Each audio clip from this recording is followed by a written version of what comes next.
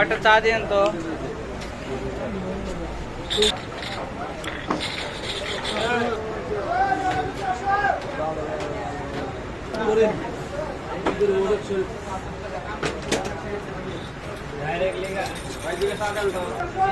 বেতনটা মিটে দেয়।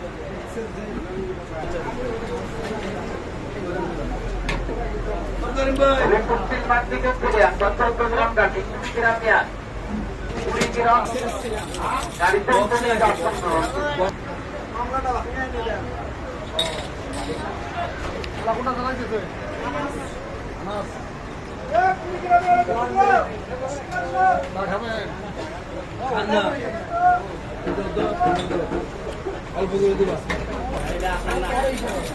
আপনার না খালি নিকাত